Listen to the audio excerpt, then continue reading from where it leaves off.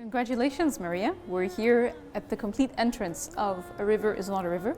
It's a story that started in Luxor, and I was wondering if you could tell us more about where it started and how it started. Thank you, Farida, to be here. I'm really happy and so excited to be able to bring this exhibition to this singular and unique and beautiful place, that is SINNARI House. In October 2021, I was invited by the Spanish Embassy and Association for the Promotion of Cultural Tourism in Luxor. Well, they selected me to do a residency, the first residency in Luxor for this purpose. And in those weeks, I didn't want to document what was happening there. My idea, what happened at the end, is it helped me as a case study to talk about topics that are part of my research as an artist, which are related with contemporary ecologies. So it was more than 200 years ago that Napoleon came and the Description d'Égypte started. But then now you had your own research and your own notes for a post-natural Description de l'Égypte. How did that become part of your research, and what means and what ideas did you have as you were going about it? This work, that it's called Notes for a Post-Natural Description d'Égypte, it's like my book note that I had at the beginning, all the time during my residency. It's like what I was thinking there, that it was in my mind. What is nature? What is nature for us? Are we nature? How is nature represented? How has been represented in the ancient Egypt, and how do we represent it now? And why are we now so separate of it? In ancient Egypt, the animals were represented as gods, so we have like these ancestral hybrids, and trees were sacred. And for me, that was the starting point. We do like a stop in the 19th century when Napoleon came with his expedition to conquer Egypt in a way through the power of knowledge, and how the power of knowledge leads to the dominion. In this case was the dominion of nature. So for me that's important, that time when we shifted from nature. And what is incredible is that the Description d'Égypte was produced in this building. This exhibition is like divided in three parts. In this part that we talk more about this displacement of anthropocentrism. And in this case I use this technique, which is a traditional technique from the 19th century also, when photography was inventing. And I like this technique because it's the one that has less impact in the environment when you do it, and also that you do it, it's very handcraft, and you create it with the natural resources. You need the sun, you need the water, but all in a very environmentally friendly way. In this section of the exhibition, we see that you were challenging photography a little bit, not just through how you were displaying, but also because if we are traditionally seeing the Nile in a particular way, now we get to see it from a different perspective. Perhaps you're also inviting us to listen to the Nile rather than to just see the Nile. This image, it's the introduction of this exhibition, because I'm escaping of the typical image of a landscape, the beautiful, perfect image that you find in a postcard. That photography helps me to go deeper and to take out layers in the landscape to discover that agency that we are talking about, the river. Suddenly the river becomes the god. The river becomes us. We become the river. We have to cross this image to get inside the room that we have created for the video, which is the Hymn to Happy. It's my own adaptation of an old hymn that you found in old papyrus, the most popular, and it was represented as an androgyne. It was not her or him, always in blue. You can find it inside. I've done it in a cyanotype. You enter inside, and there's this connection with the antique cosmovisions, but also it's a meditation also to think ourselves of how we can behave or how we connect with the river in what are we doing now. The problems of droughts, contamination, the rivers are not just here in Egypt, everywhere. This piece, for example, that is in the room divider, what we have created here and produced locally with an artist, and I met in Luxor 3 years ago. Wow.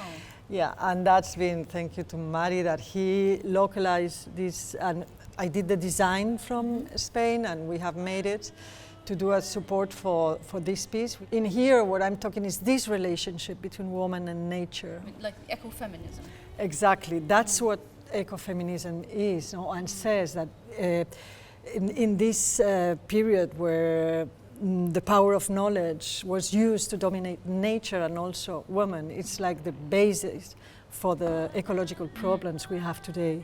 And here with this image, and close to the Hatshepsut that you have talked before, not that it's so symbolic, this photograph of Hatshepsut sculpture, because she's with the head is covered, no, as the history tried to erase her. The choice of printing on fabric, and not just that, but the local production itself with the room dividers, and the placement of the divider in the space itself and how it's connecting to the patio but to the larger space. Maybe we can say a little bit more about that. When I saw the pictures of this place, that there was this beautiful patio, immediately I said I want to print on fabrics, and also I wanted to produce locally. I didn't know if there was printed house for fabrics here. That has been a big challenge for the production, but they are in 100% cotton. Wow. And made in Egypt, of course.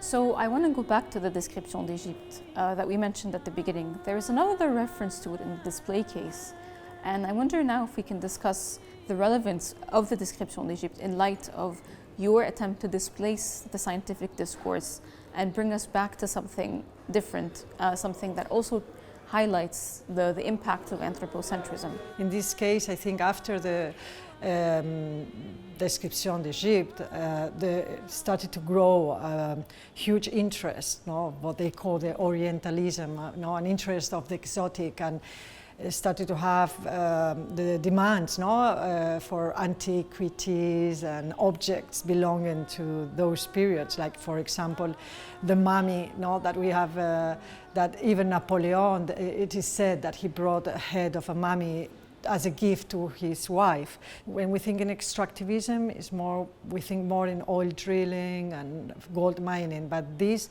has been, I related this case that I found in Luxor as extractivism, which is one of the also ecological problems we have today. You bring in another person in this exhibition, and it's Hassan Fathi. Now you share with Hassan Fathi a relationship to Luxor. He is the father of sustainable architecture, and he had a project in Gurna about developing or returning to the old way of building. And also now we are in SINNARI House, which could have been one of his inspirations. Can you say a little bit more about your relationship to him in this project? Well, Hassan Fathi, it's so present here and is connected with this story of the tomb robbers, that they were called the village that was spreading over the Valley of the Nobles, because they were trafficking with all the antiquities there. So there was a moment in the 20th century at the beginning that the government commissioned Hassan Fathi to do this village. He was like against this modernist idea of bringing everything from outside. He promoted the colonization of architecture. All these use of old techniques adapted to the new technologies. I had the chance when I was in Luxor they just restored what is left of all his buildings, the mosque, the interior of the theater. So it was amazing to see how this iconic project of him. I noticed that there is something interesting that you used to make this GIF video. You used the pinhole camera.